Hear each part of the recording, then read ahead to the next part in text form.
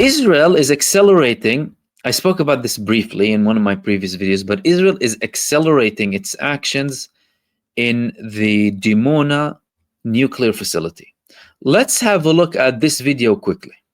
Satellite pictures analyzed by the Associated Press show an immense construction project ongoing at the site of Israel's long-suspected nuclear weapons program.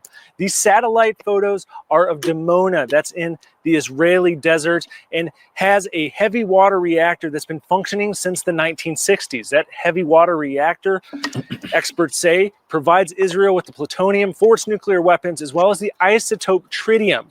That isotope is used to boost and also miniaturize nuclear weapons down to fit onto missile warheads. Now, the Israelis have never confirmed or denied having a nuclear weapons program, and the Israeli government did not respond to questions from the Associated Press over this construction. However, analysts who spoke to the AP, as well as the AP's own satellite analysis of pictures, show that this project could be any number of things, including what experts say could be a new heavy water reactor that could allow Israel to potentially build more nuclear weapons or potentially service the ones they already have. That isotope tritium that I mentioned earlier decays at about 5% a year. That means in about 20 years that tritium is gone, meaning that they'll need to continue to run a heavy water reactor to be able to have the...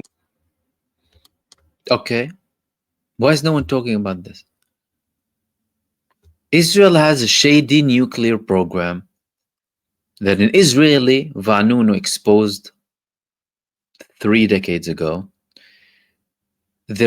Some of their prime ministers confirmed that they have nuclear weapons. Reports said that there are about 300 nuclear warheads. Why is no one speaking about this?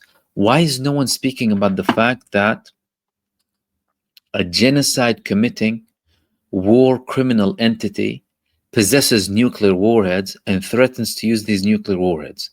And now they're expanding their operations on a site that isn't even visited or inspected by the IAEA. Yet they have the audacity to go and talk about Iran and other countries that they don't want to possess nuclear technology and say, oh no, we need to inspect and sanctions if we don't expect it. Hypocrite supremacists, I'm telling you.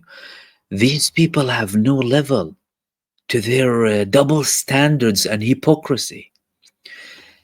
Israel could be preparing its final nukes so that it can destroy everyone around it. What did it not come across your mind that they're capable of doing that? One of their ministers, Amichai Eliyahu, his name is, he said we need to strike Gaza with a nuclear bomb. And we're seeing them killing children in Gaza. What are you waiting for exactly? What are the idiots around Israel waiting for exactly? What, waiting for them to invade you and tell you, I either give me your land or I'll nuke your head? Where is the logic? No logic whatsoever. Blatant hypocrisy. Serious problem. This is a huge problem. Because if we're talking about a genocide here, and we'll start talking about millions. And they consider this prospect with all of the countries surrounding Israel. It's not like it's out of the question for them. These people are depraved enough and mental enough to kill infants, newborns, shoot people for fun. Who's preventing them from pressing a nuclear button? So it isn't just like the Palestinians who are going to pay. The world is going to pay. What if they start? What's going to be the response? Who else is going to participate? Why are you letting them get away with it? Why are you not reporting about it? Why are you not talking about it? And you nag on Iran's head 24/7, nuclear, and let's check. And this man, clearly, it was the head of the IAEA after the previous one died, was conspiring against Iran.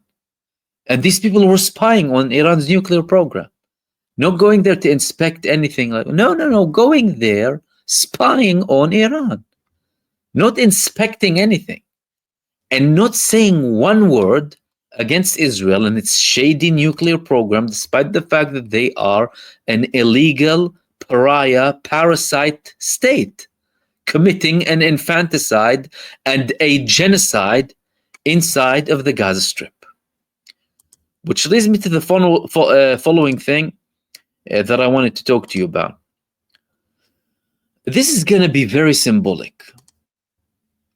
The grandson of Nelson Mandela is going to be joining the flotilla heading to the Gaza Strip. Guys, this is going to be a huge problem for Israel, and I actually think that they still didn't really calculate how they're going to deal with this flotilla. I'll tell you why. Previously, well, they had a big problem with the Mavi Marmara when at the time they killed 9 on it, Turks, imprisoned others too, but some of their soldiers were killed and some of them were beaten and humiliated. There were images, you can find them online, of IDF soldiers, supposedly these elite units, being beaten and crying by civilians, basically, on that flotilla, the Freedom Flotilla in 2009, if I'm not mistaken. And it was a big deal because it was a big ship. And then things kind of faded away. Now, ships, 1 ship, 2 ship, Marilyn, and now we have the Sumud. Previously, in the past 2 attempts, there were only single boats going. Now over 50. Okay, over 50. Whether we're talking about a boat or a ship, you are talking about a much larger scale. So all of a sudden, everything grew by 5,000% to Israel and how they need to deal with it. You're not just dealing with 10 people on 1 ship, you're dealing with hundreds of people. And if they have more on some ships, thousands potentially, that's going to be a very big problem. And I would argue that this would even make Israel consider ending things before the flotilla comes. Why? Well, firstly, there are already some big names, some of the previous ones who joined and new people, and one of them was like Nelson Mandela's grandson. People from Pakistan, from Europe, from Africa, from the United States, actors, artists, whatever. And what are they going to do with all of them? Are they going to go and shoot them? Are they going to go and kill them? What are they going to do exactly? My argument is they actually still haven't calculated everything properly. Why? Because number one, they're limited on these special forces units in the sea. There's so much that they have. And if they would need to bring people who are not necessarily professional, they have more probability to carry out certain mistakes. If they start carrying out certain mistakes, these people are going to be recording. These people are going to be live streaming 50 boats going to break the siege. A totally legit and honorable, brave act that Israel, by the way, has no right whatsoever to touch, because they're going to Gaza, and Gaza under international law is a separate entity from what is called Israel. But Israel and its abhorrent allies try and portray it otherwise. That's why Israel will tell you, oh, look, we didn't do anything to Gaza, and look what they've done to us. They've been enslaving them, imprisoning them for 17 years. Blockade, nothing from the sea. You can't get out unless it's with approval. People die because of illnesses because they can't go out and be treated, making life hell and so difficult for the people. So this flotilla, it has the full right to go. And if this flotilla succeeds, by the way, that's going to break a huge barrier. Why? Because if we went from 1 to 50, we can go from 1 to 10,000 or from 50 to 10,000. Because it's 50-fold, right? So the 50 can become thousands.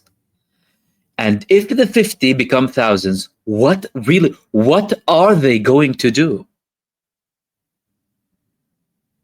Are they going to nuke the Mediterranean? What are they going to do exactly? There's a very high likelihood, and we hope and wish and pray for their success, these people, that they will succeed. And some ships will actually reach the shores of Gaza.